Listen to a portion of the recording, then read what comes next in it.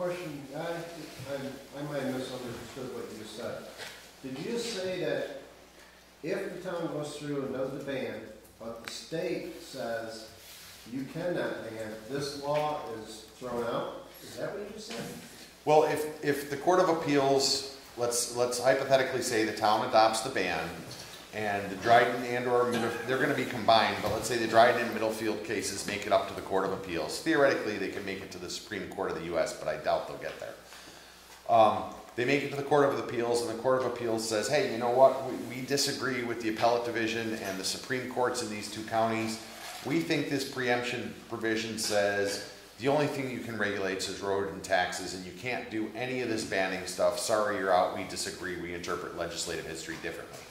At that point, you'd have a law on the books that would be utterly unenforceable. Okay, so, with that, going back to what Tam had said originally, can you still be fined even this law is still in the books for the town of Caroline, but no longer enforceable by state of New York? So you really can't fine anymore after that, correct? You couldn't hold someone in violation of a law that was held invalid, and therefore there would be no fines. If the Court of Appeals made that determination, my recommendation to the town would be to repeal it. Or to repeal it and then re-adopt it only to the extent that it relates to property taxes and roads. It would be substantially different than what it is now. So I have a question related to this. So let's say we enacted the ban, whatever, relatively soon before the decision is made in the Dryden case at the middle court, at the appellate division. If the appellate division overturns the rulings in Dryden and Middlefield, would our ban be temporarily invalid, but then on appeal, what happens if it flips again on appeal and the Court of Appeals says, you know what, the appellate division got it wrong, the Dryden ban is good? So what happens if it flips, and what happens to our status of a ban in the interim? And in particular, can permitting happen? Say at the appellate division, they overturn Dryden, we've got a ban in place, our ban is no longer valid. Can permitting begin here, and then subsequently Court of Appeals upholds Dryden? Then what? Well, that scenario... Wish me luck writing that down here. That scenario actually happens more often than you might suspect, where a Supreme Court issues a ruling one way and the appellate division reverses it, and then it goes to the Court of Appeals, and the Court of Appeals says, no, the Supreme Court was right. It actually happens a lot in certain U.S. circuits like that.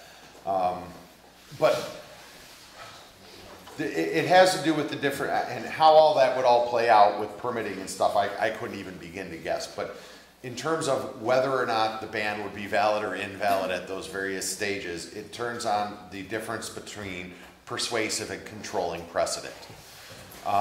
Right now we have two Supreme Courts, one of which is in our county, so that's pretty strong persuasive precedent that there's a valid basis upon which to do a complete or partial ban. It doesn't really become controlling precedent for us until it's a final determination of the appellate division or the Court of Appeals. So if the appellate division reversed and then the appellate division were appealed, the appellate division's decision would be persuasive authority. It wouldn't be controlling. If it were reversed and not appealed, then it would be controlling. And you can, even in the face of a court decision, as long as you have a good faith basis in law or fact to argue for a change of law, you're still permitted to do it. I certainly wouldn't recommend that Caroline go down that path, but you're allowed to do it. That's why at one time slavery wasn't allowed and was allowed, now it's not. The courts changed their mind. The big maple tree.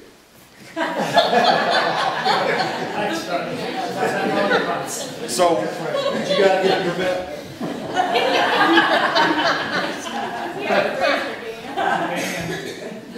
So once it is controlling precedent, once there's a final adjudication by an appellate division or Court of Appeals that's not further appealed, And as long as it's not in conflict with another appellate division, which also happens, you could have the third department rule one way Right. and the fourth department rule another, and now you've got a question up in the air again and it goes to the Court of Appeals.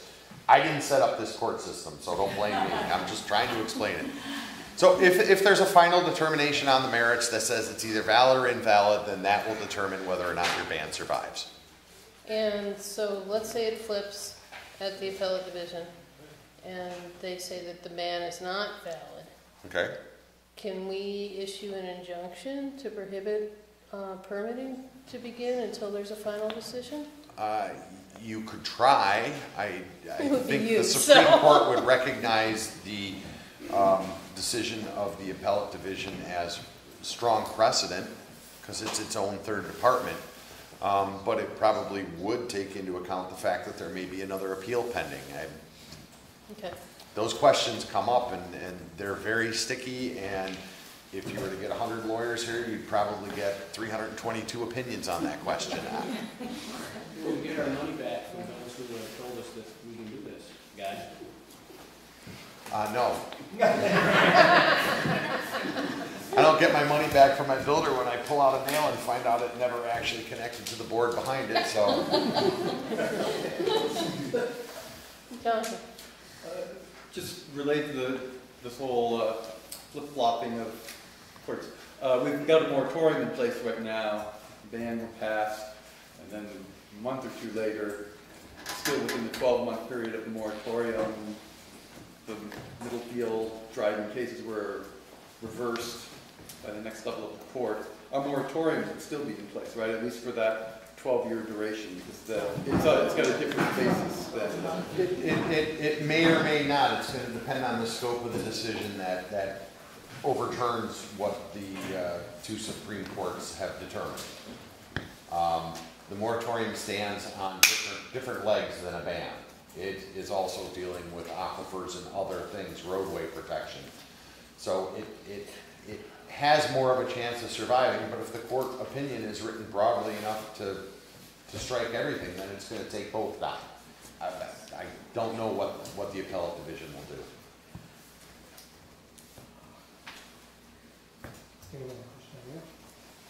Oh, looks like another question. From my understanding, that if you have a unit of land, which is 640 acres or something like that, if 60% of the people in that area want drilling, then the rest of the people in that area, their land is drilled now. How is that affected by your ban?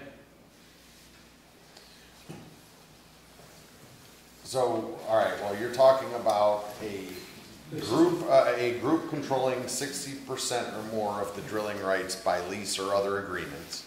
Either one company or an amalgamation of companies, and they create a unit and go through the compulsory integration process, which probably is also going to end up being challenged eventually. So they go through the compulsory integration process and they get a permit to drill on a square mile, 640 acres.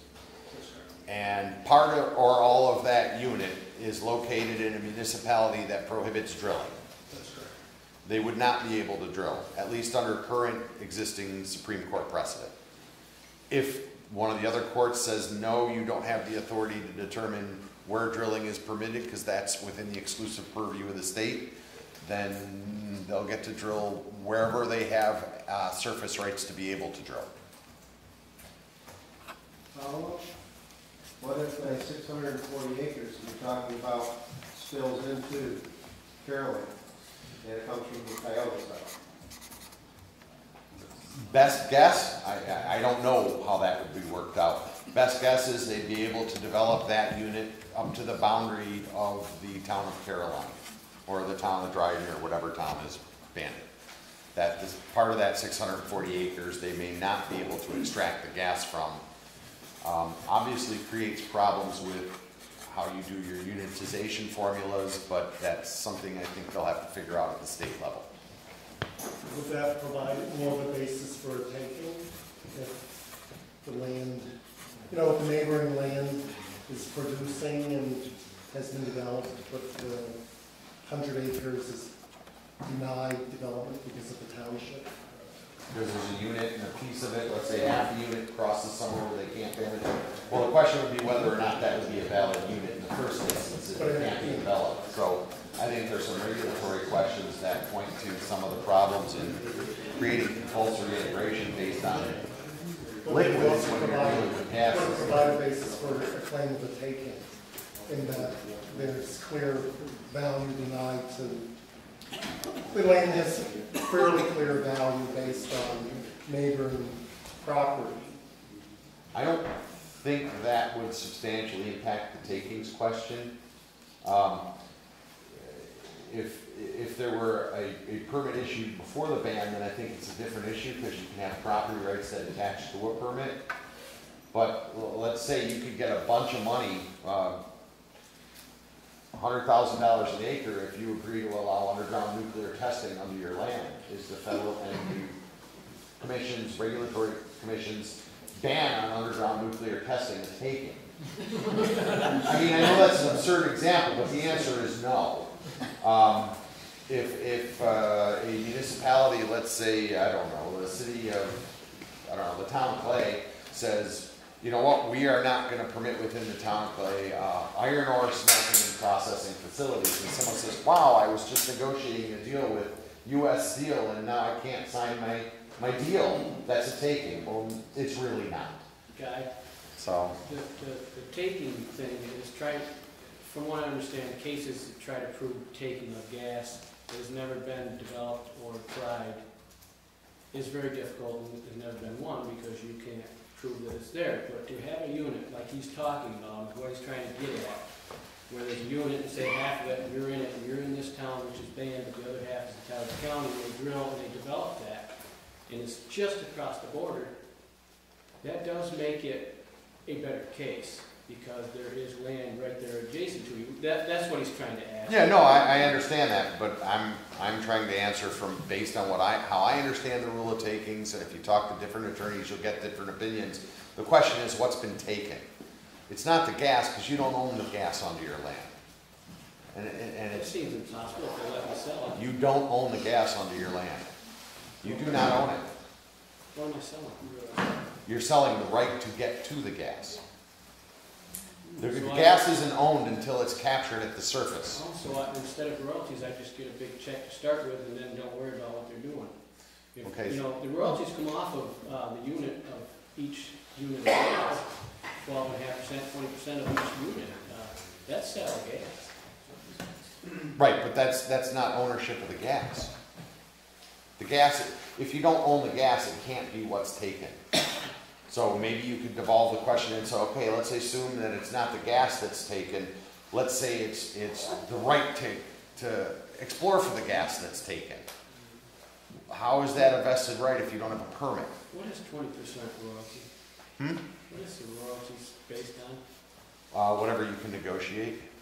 No, what is that? There's a unit, there is 20%, 12.5% state minimum of something. Well, 12.5% is not a state minimum. 12.5% is the state minimum if you check the option 3 box on a compulsory integration notice. You can negotiate more or less than 12.5%. We won't worry about that. What is that 12.5% of? It's of whatever your lease says it's of. It can either be 12.5% of wellhead pricing, before or after expenses, before or after transportation. Pricing of what? Whatever they pull up out of the ground, be it oil, Gas. gas, or I just sold hydrocarbons. gas at 12.5%. Okay, well, that's fine. We can argue this, but you don't actually own the gas under your land. If you don't believe me, talk to an attorney that thinks you have a takings claim. He or she should tell you the same thing. As a follow-up to Tony, How about diamonds? Bill? If I have diamonds underneath, Bill? would that be mine or no? I'm not sure how they treat diamonds under New York law. you guys, I know I have one follow-up to Tony. Michelle, are you? Well, my Follow-up? question Wait, is wait, sort I'm of just follow-up. trying- It's sort of follow-up. Okay, Tony, Jan, Tony, there was a presentation from an attorney in Albany, and it's on video, and he gave the explanation on how all the calculations are done for the royalties, and of course, it's really clever because the glass industry did it. So they get to take all kinds of cuts off everything before you get to the bottom line, but if I find the video, I'll send you the link and you can watch it. Is that good? I'm not sure that explains the question of, if I'm getting paid royalties, What are you which is getting a paid on? percentage of Yes. something, what is Yes, it a that's percentage what the of? formulas were that he explained. And I'll find it and send it to you, maybe that'll help. I just want to make notice that there's a woman over here who's had her hand for a long time. Is it a follow-up question or something?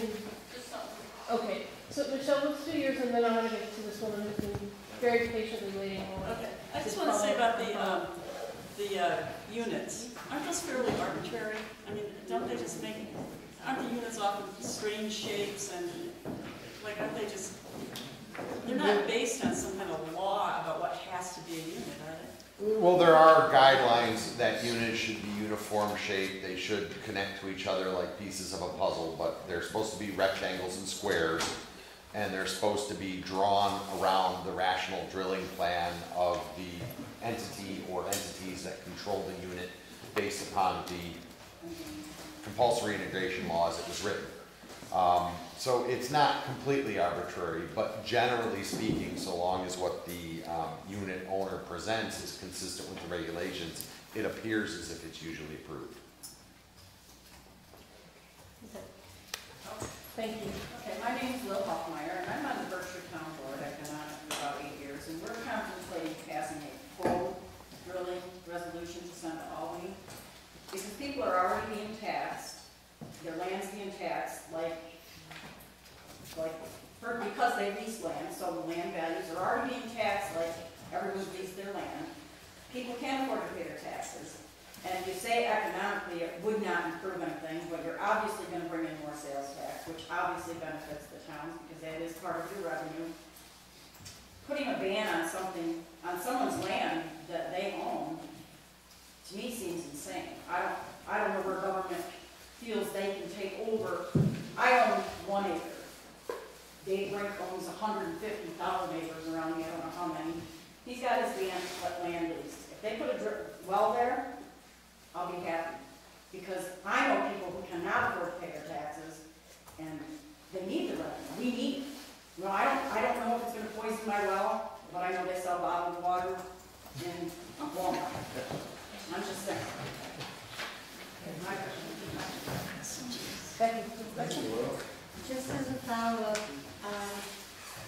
not to beat a dead horse, but, you know, it is a really difficult problem because what people choose to do on their land as far as their drilling is concerned can affect my water, my air, my animals, my life, my health. So I don't have a house to live in, because I can't afford to pay taxes, and what it affects. Well, Hey, you guys, Becky, I'm gonna step in here because this is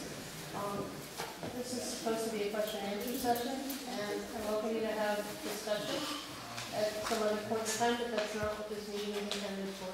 I know, but there have been lots of comments made too, and I just felt that it was important to say that. Okay, anyone back here? Good question? Gail Flannery, Milnick Road. I have a question for the town attorney. What have you done as far as making rules and regulations under this moratorium? Because I thought the moratorium was explained that for the purpose of protecting the quality of life of this community, and rules and regulations would be made so that we weren't overrun by trucks or whatever the process involves in gas fracking. Have you done any work towards this end? Not directly. I'm aware of, processes going on through TCOG, looking at getting engineering assistance for looking at town roads. I know that the board has looked at a number of these issues, but until they're at the point where they need legal advice, particularly paid legal advice, or they actually want to enact a legislation of some sort, whether it's a policy, a law, an ordinance, whatever, it probably wouldn't come to me till later stages. So in terms of what progress has been made to date, that's probably a more appropriate question for the town board. Yeah. Well, let me turn it to the board. What have you done to process some regulations under this moratorium? Or is the moratorium just a step towards the ban? There were several items identified in the moratorium that the board would be working on, and we have begun work on several of those. So I'll try and tick them off. There was an industrial site plan review, which is currently being considered in the planning board, and I understand. Industrial site plan review law. Review law, and so the planning board is working on that. And the town has contracted with a planner to help advise the committee as they put that together.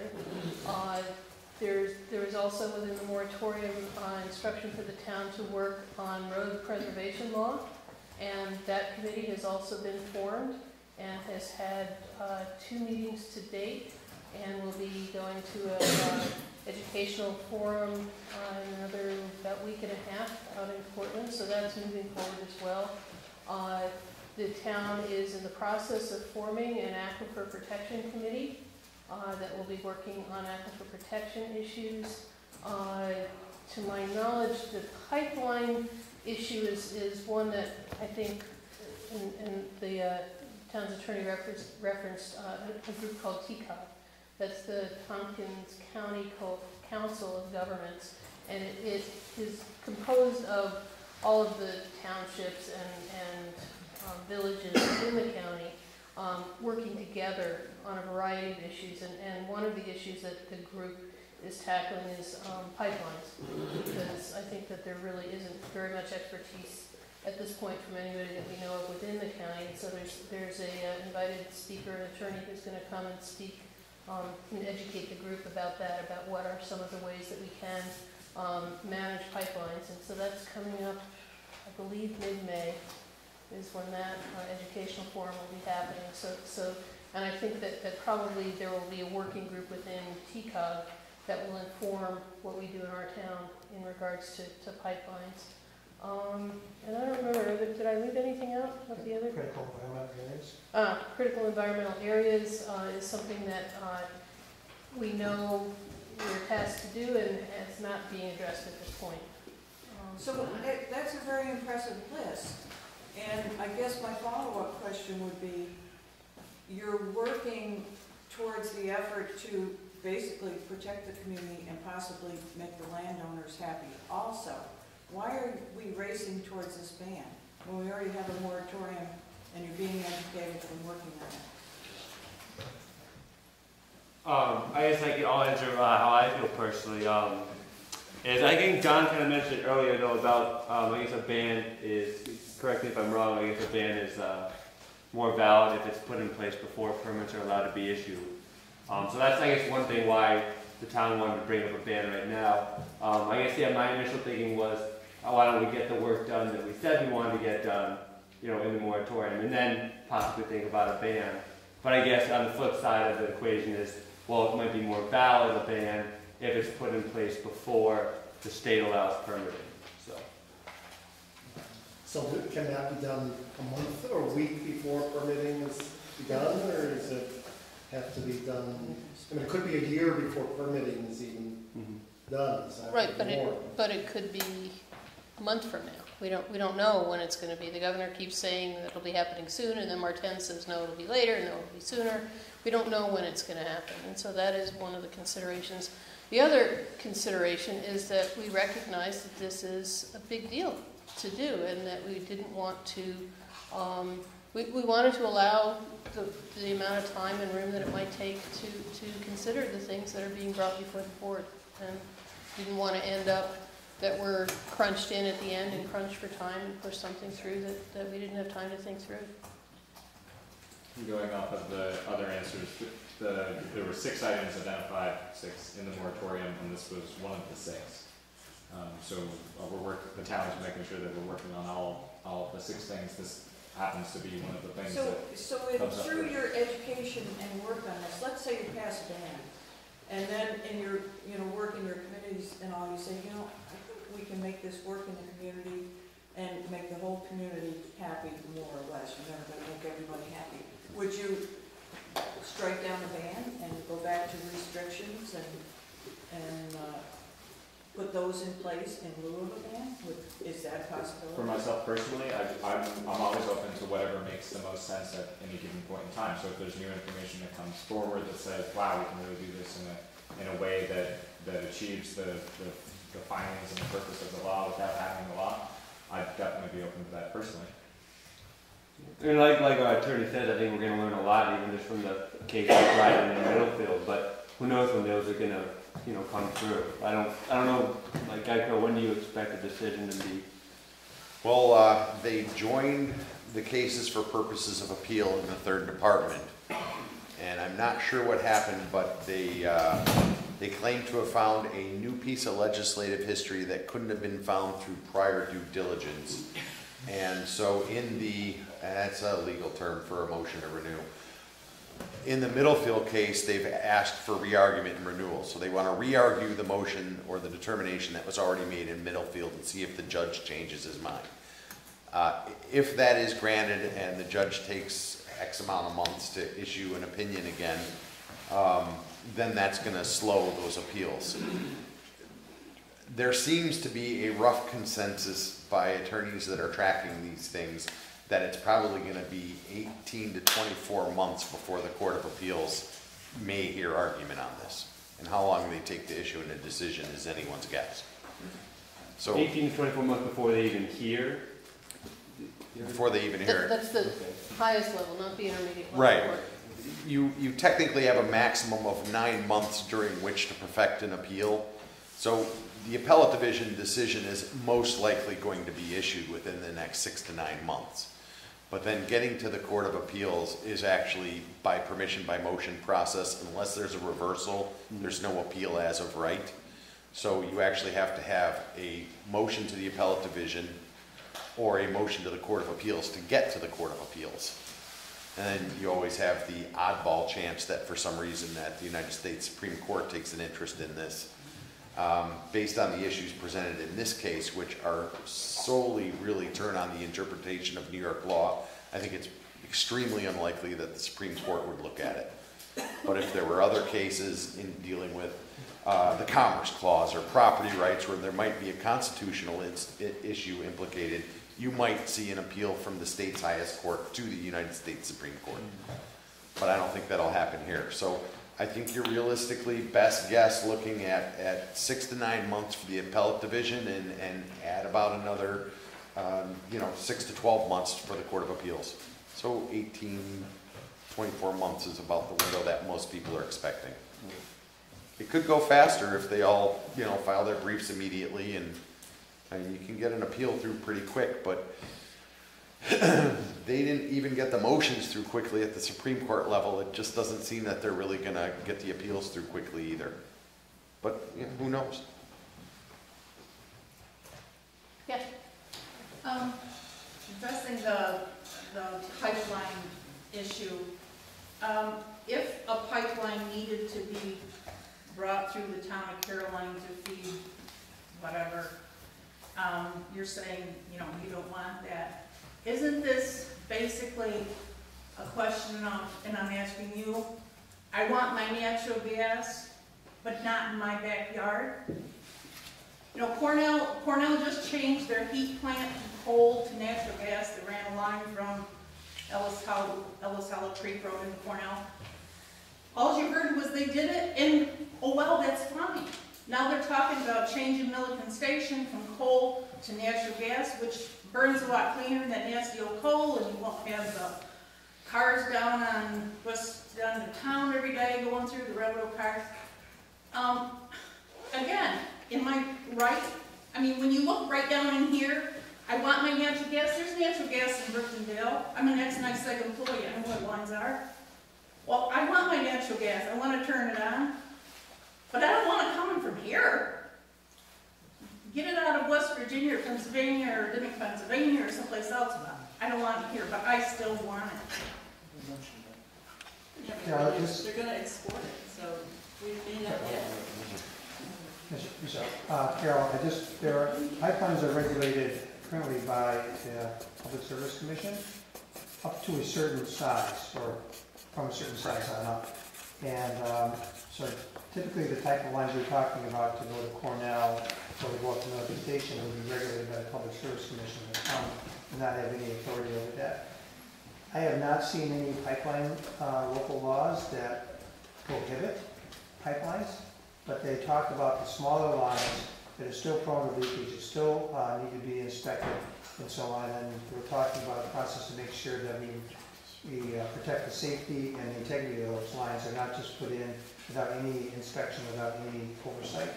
And that's the reason for considering this law as opposed to... So the lines that you're talking are from the wellhead to the larger gathering lines, yeah.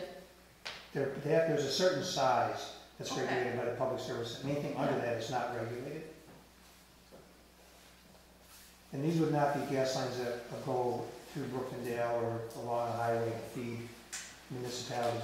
Those lines are already regulated. Okay, but they gotta get into, they've gotta connect somewhere. Exactly. Right. And so as long as they go a certain size, they're not regulated. Once they get to a certain size and they're connected to something, then they are regulated by the Public Service Commission. So I don't know exactly, so this is just kind of an example, but say there's a well that's drilled and there's gas coming out of it. They have to have a transmission or a gathering line to pull that gas into the larger transmission lines that are going to funnel the gas to wherever they're taking it. Those smaller gathering lines, to our knowledge, are not regulated. They're owned by the gas company? I don't even know the answer to that. And that's why I said we're getting an attorney in who's going to educate us about. I would think the DOT would require them to build them a certain way. I mean, just like you do when you build a house, your electric and your gas has to be installed Right, per code. and I honestly don't know the answer to that as to how or if they're regulated at all right now. That's part of why we've invited an attorney who knows about pipeline issues to educate us. Because I don't know the answer to that, but we do know that it's not regulated by the state or federal people that do regulate the larger pipelines. So we have to learn about how are they regulated and if they're not, and if towns have some jurisdiction over them, how do we set up a system that's going to ensure that they're done safely?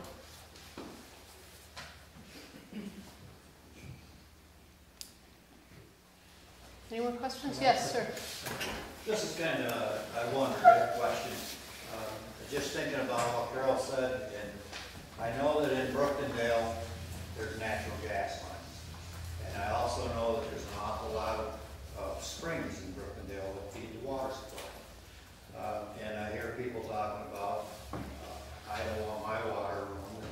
Nobody wants their water ruined. What if they had a big leak of some kind in them natural gas lines? Ruin quite a bit of water in there, wouldn't it? No, just blow up Brookendale. You've already got danger under the ground, no matter where you look. But again, they are regulated, Roger, and they're tested for leaks periodically. Yeah, 15 years ago, the one that crossed at the creek. I'm sorry. We did have a gas line explode 15 years ago, about a mile from my house. So even with the regulations, they occasionally do blow up. Are there any questions? Kind of quick. Kind of quick. When we run out of questions, or well, that clock can get help as well. Just to change the subject here, this, under the visual assessment, it says like a 2-mile radius. Is that a standard, or what's? No. I'm not sure what the 2-mile radius came from. It probably has to do with general horizon sight lines. It may be based on the Tompkins County visual significant vistas and views. They have an actual study of it and what their actual line of sight distances were, but it could, that's somewhat of a random number. It just, it could be a half mile. There's some places where 2 miles wouldn't make sense, like in the secluded valley, but yeah. Anything else? Yes, sir. Quick question. This appears to be well written, but it's difficult to read because you got so much stuff underlined. Why is it Yeah, underlined? there's a different version. I put a cleaned up version. There's at the Speedsville store. There's a notebook. I don't know if you guys know this. In the Speedsville store on the, I think it's the ice cream refrigerator page to the left when you first come in, there's a notebook that has a draft of this van and some frequently asked questions with some answers that were provided by Guy and then edited by Don. And it's a notebook that in general you can check in. It's got minutes from town meetings and various other announcements from time to time. And then you can also log into our website, and the cleaned up version is on the website as well. Okay, thank you. Okay?